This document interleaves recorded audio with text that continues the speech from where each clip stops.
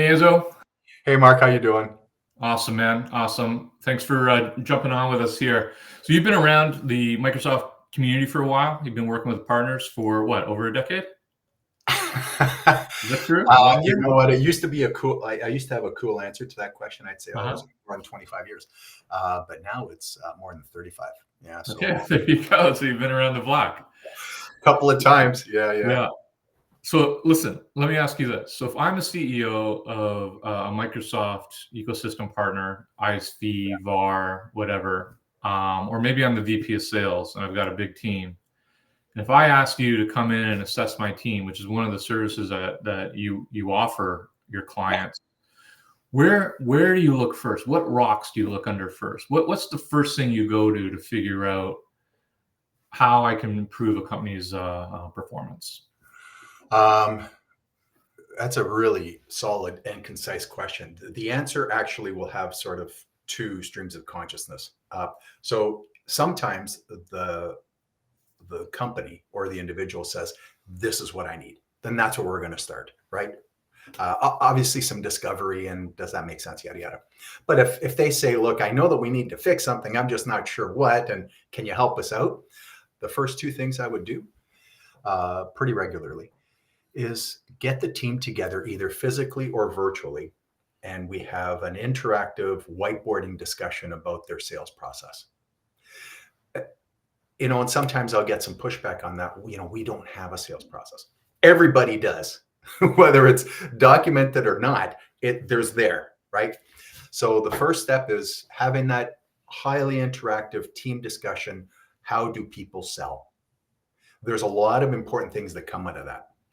Once we do that, then the very next thing that I start looking at is are the details so that we can have fact-based conversations, right? What are the results? What are the close rates? Those sorts of things. Some of that information may exist, or not, doesn't matter, right? But where do we tend to win deals? Where do we tend to lose deals? So those are always the first two things, and then everything flows from that. And typically, like how long does that process take? You mentioned virtually or in person. Yep. A lot of organizations now are running virtual sales organizations, which has got to make it that much harder to like deal with sales coaching and sales performance related things. But what does that typical process take in terms of effort and time? Yeah. Well, here's a surprise that it doesn't. So the fact that we do more things virtually doesn't negatively impact the process. It Mhm. really doesn't. I mean, at first, after COVID, people were sort of, developing their chops on this thing. Mhm. Uh, but it's effective. Obviously, being face to face, you get some non-tangible benefits that are impactful. But whether it's remote or face to face doesn't matter. The process will usually take 1 to 2 events, usually 2 events. One event being, let's do the discovery. Let's get on the whiteboard. Let's draw this thing out. Mhm. And there's a second one saying, then I take that and I codify it, right? Here's what you said. And then we have a second session looking at these things. And what we do is we double click on the things that the team and I feel are meaningful. Either this is where we always lose a deal, or this is where we're always winning a deal. So those 2 events take, I'm going to say, maybe the first one can be a couple hours. Mhm. The second one might be 90 minutes to a couple of hours. In between, there's work that I do Mhm. to pull this together. So as far as the time, it's 4 or 5 hours for them or for the team, Mhm. and then for myself, it depends. But in terms of days on the calendar, it can actually get done within the first couple 3 weeks. Okay, cool. And like when you're going through that exercise, let's say it's a VP, maybe a CEO who's kind of in that VP sales role, and Yeah. you got a few sellers. Do you find that there's consistency in approach when you're going through this exercise? Are you finding that all the sellers are approaching the sales process consistently, or do you find that it's more the seller that's driving the process? Like, what are you finding? What is like kind of ingrained or grandfathered into the organization, or are these organizations kind of reliant on the seller's approach to getting deals done? Yeah, I've got two answers for you depending on how you answer this question. So when you ask that, are you asking, is it consistencies within an organization or is it consistencies between organizations? Oh, within the organization. Okay. So there are always a lot of consistencies. Hmm.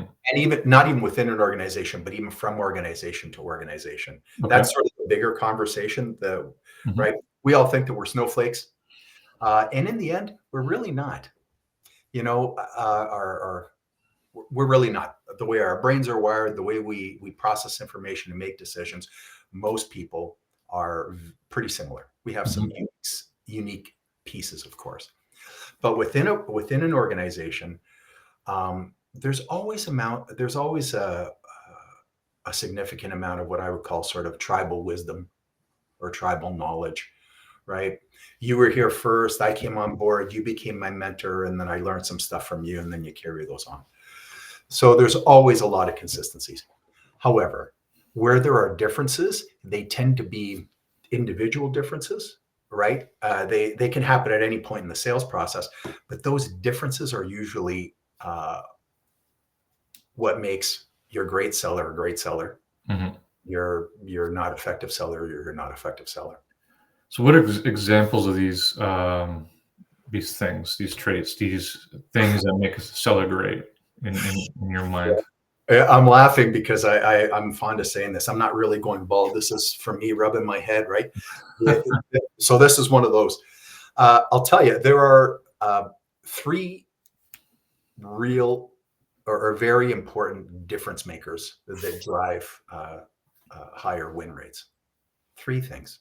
One is, do we have a process and I'm purposeful? Do I have it and am I going to follow it? Mhm. Second is, do I have any moments where I can teach the buyer something beyond the technology, right?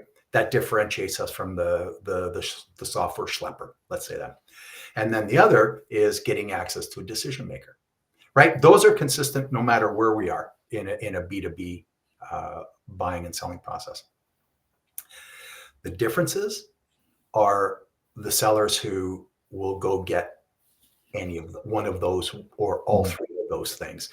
Now, the reason that it makes me rub my head, Mark, is because a lot of sellers say, well, yeah, I know I'm supposed to get to the decision maker. And then depending on the nature of the conversation, the question that comes out of my mouth is, well, we know that, why aren't we doing that? If you know that this is a significant difference maker, why is that not happening? The excellent sellers have a process and they're purposeful about it. Mhm. They understand the outcomes or the intended outcomes of the project. It's not just about the features and the functions, right? Right. Especially in a space like ours, where there are tens of thousands, if not hundreds of thousands of partners selling the same kind of stuff, Mhm. right? What's the difference? Certainly not the capability. Mhm. And then getting access to the decision maker. Okay. So those are the make you rub your head kind of things, but those are difference makers, and those are the most consistent gaps in a go-to-market or a selling strategy. So, like, let's take that last one, getting to the decision maker. When you're coaching reps or coaching sales leaders who coach the reps, what are some of the things that you're doing to develop that skill?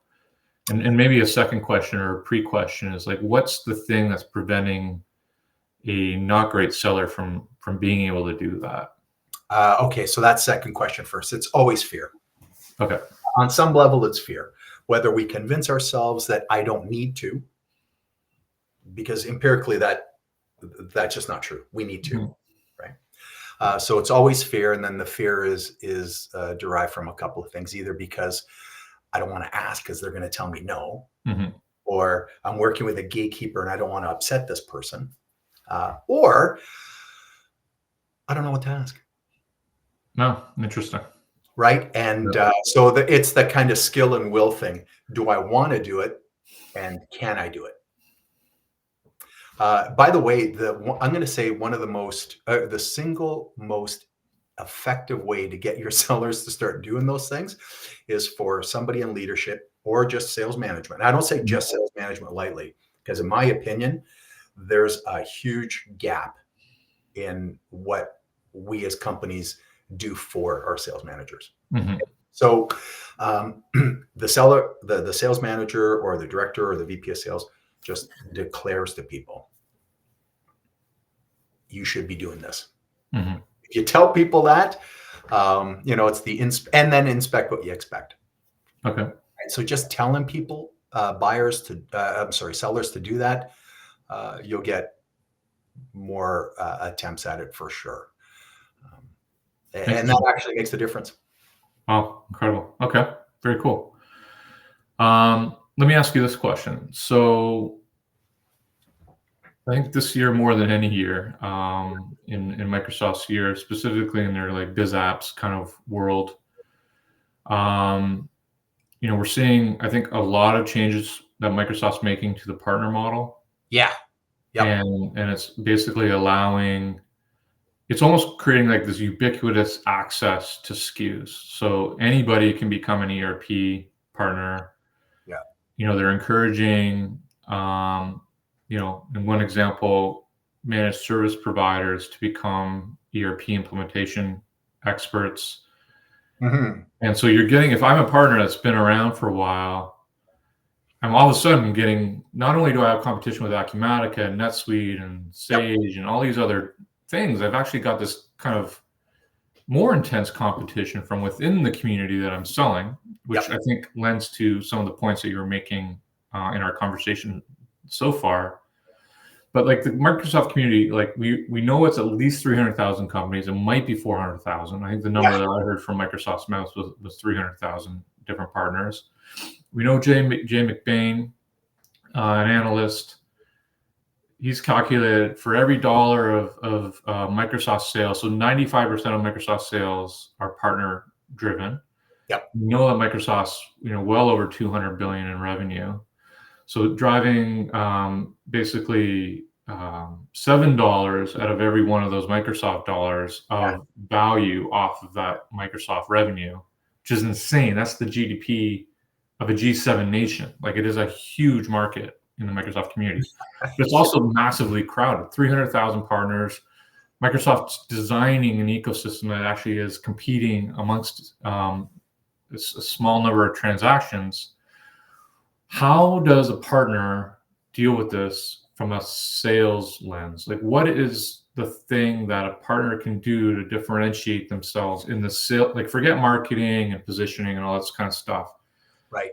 If I'm a partner and I want to appear different from the partner that's also on this transaction, what can I do that's different and differentiated from my competition that you don't see partners doing today?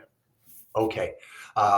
So there aren't very many things that we could probably talk about that no partners are doing, right? Mm-hmm. It's what are the great partners doing? Right. So I'm going to make the scenario that you just described, I'm going to make it a little worse before I make it a little better. Mm-hmm. All those things that you said are true. The landscape is continuing to change, right? Our who we're selling to and who we're selling against, and the external forces putting pressure on us are changing. That makes it worse.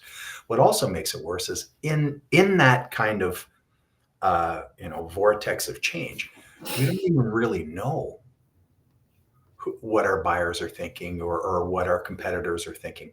So it's not just that things are changing, there's a lot of now unknowns, right? That makes it worse. But I'm a real proponent in being proactive and being purposeful. Mm-hmm. And so I don't want to trivialize your question because it's a significant question and there's more to it than I'm going to be able to express right here. But one of the first things I would say is, have a clear differentiation statement. So most partners, because I've done this with partners all the time, right? Tell me why you, right? If you are one of 300,000 partners who are selling CRM or ERP or whatever, why you?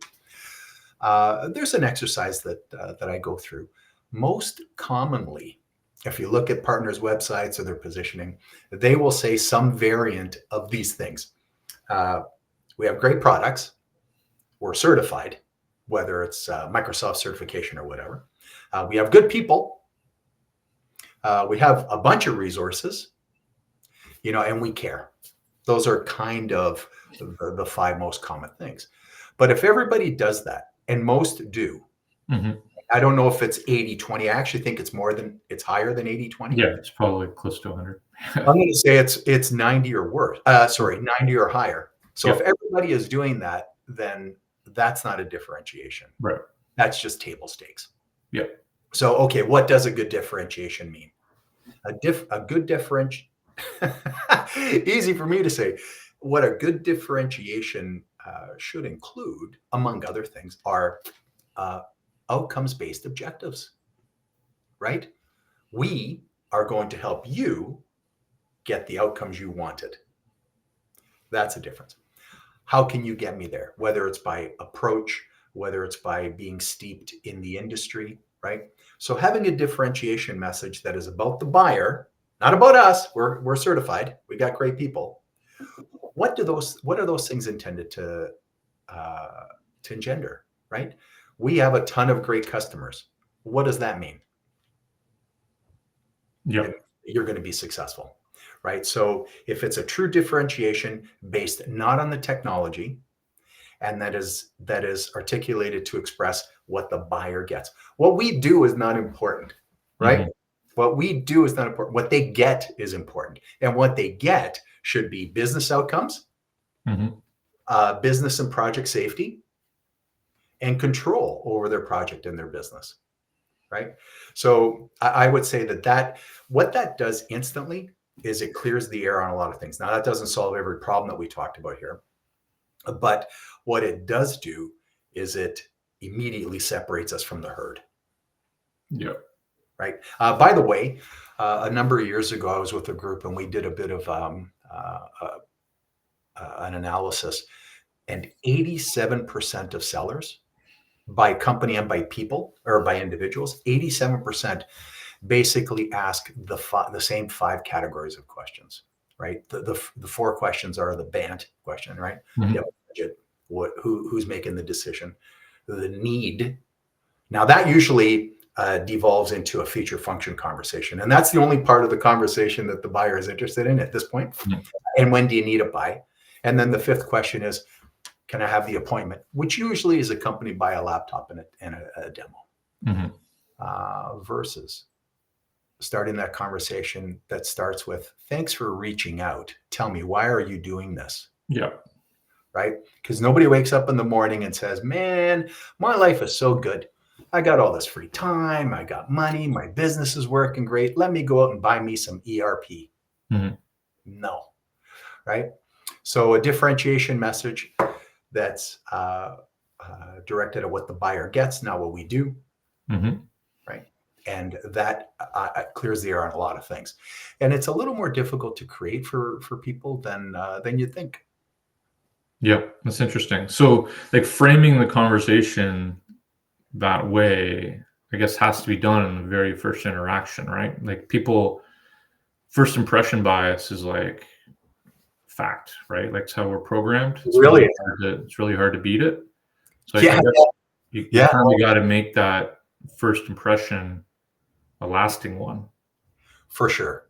Yeah, one of the more important things that we can do in a deal, whether we're generating leads or whether it's an MQL being passed to me, the seller, and I'm trying to determine, is it going to be a sales qualified lead, is the research that I do prior to picking up the phone. Right? I'm going to tell you that most sellers, when I talk to them and I ask them, well, how much research did you do prior to picking up the phone? Most sellers will say that they will do between 10 and 15 minutes of research.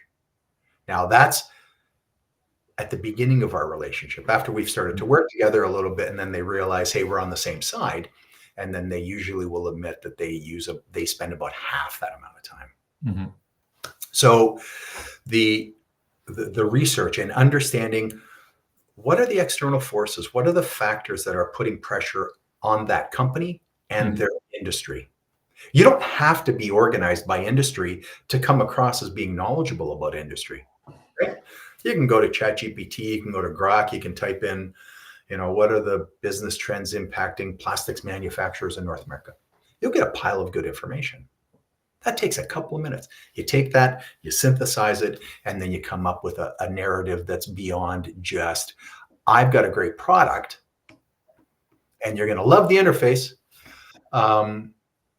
versus tell me, why are you doing this now? When that person starts to talk, then we can ask intelligent questions.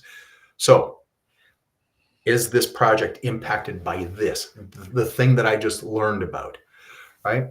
That is a really impactful thing. And then everything that comes out of that first call, then comes, do I pursue or not?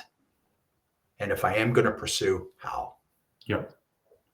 So you asked a good question that I kind of got off my soapbox here. Mark, I hope I answered the question. Yeah, no, it's good. I think like managing reps over the years, it's really discouraging. Like you spent so much money to get that meeting booking, like thousands of dollars to get a qualified meeting booking, right? So either they came to you, it wasn't by accident. You probably were spending some marketing dollars for them to find you, or you're out, you have a team making an outbound effort to get that meeting booked. So that there's no accidents anymore. Everything it costs money. And then to have a rep show up to that meeting ill-prepared, or I think even worse, like you kind of alluded to it, using that framework from like a century ago, BANT, to qualify out that prospect. Like it's like, that whole reciprocity give and get thing. Like like if I try to BANT you in our first interaction, you're gonna zone me. You're gonna like friend zone me immediately. There's no way I'm gonna get through to you. But if you have like that, if you did the research and had insightful questions, open-ended questions, try to get a conversation going, those are questions you'll never be able to ask again, because you're going to move down a deal flow, and it's almost impossible to go back to you're stuck in feature zone. There's no way you're going to get the business context. In the demo or anything like that. It's too late. So you got to hit it in the beginning. And I was always frustrated with how ill-prepared reps were for calls. It drove me nuts. Yeah. And it's not,